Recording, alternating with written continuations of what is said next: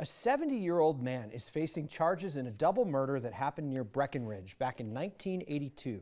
The case was cold until the Park County Sheriff announced his arrest a couple of months ago.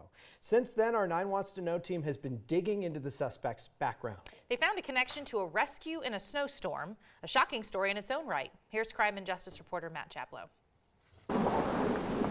It was 20 below zero, whiteout conditions, nearly 12,000 feet up. It was snowing really, really bad. Just before midnight, January 6th, 1982. I thought it was the craziest thing I ever heard of. A passenger on a United flight to California saw lights flashing on Guanella Pass.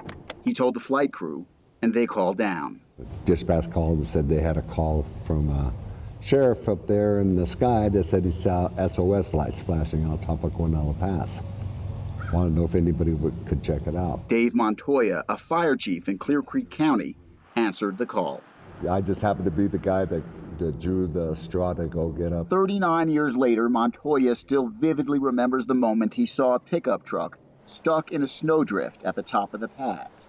The driver overjoyed to see him. Sure as heck, there he was in his little pickup with the exhaust going out, and he saw me and he freaked out. He said, "Ah, God, I'm saved." How did he seem to you in general? A little bit drunk, but really happy to see me. He wasn't nervous. This is why I got drunk and I decided to go home.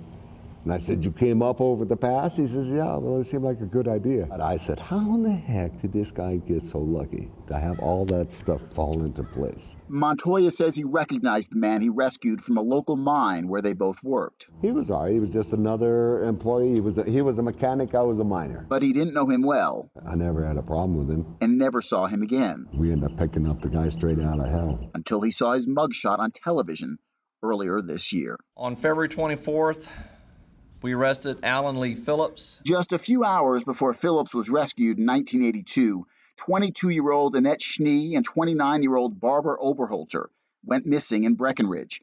They were later found shot to death, their bodies and personal belongings dumped at remote locations several miles from town and not far from Guanella Pass. Everybody loves a mystery, and every murder is a mystery. And these murders remained a mystery for nearly 4 decades. It's an extremely difficult case. Charlie McCormick should know. I was just trying to do a professional job and solve it. A retired Denver homicide detective, McCormick moved to Breckenridge in 1976, having burned out on murder cases. I'd had it with homicide investigation. It was too stressful. But something about the double murder in Breckenridge captured his interest, and over time he became more and more involved. Whatever fire had gone out was reignited, and I've been involved in it ever since.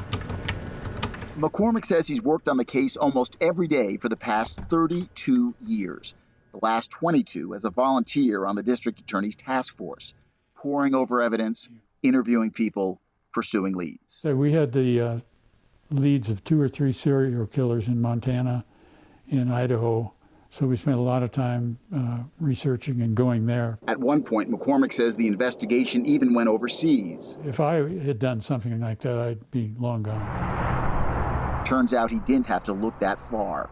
The suspect, now charged with the murders, apparently never left Colorado, living for the past 13 years just behind a popular rest area off I-70 in Dumont, about 20 miles from the mountain peak where he nearly lost his life 39 years ago. He's on his own. He's going to have to stand trial. The suspect's name? That's right, Alan Phillips. After avoiding it for all these years, he's now going to have to deal with it. A feeling echoed by the man who once plucked Phillips from the snow-covered top of Guanella Pass. He got his mercy. He got saved. He got his life saved. He didn't die up there. But he did bad things before that, and he has to pay for them. In Breckenridge, Matt Chaplow, 9 News.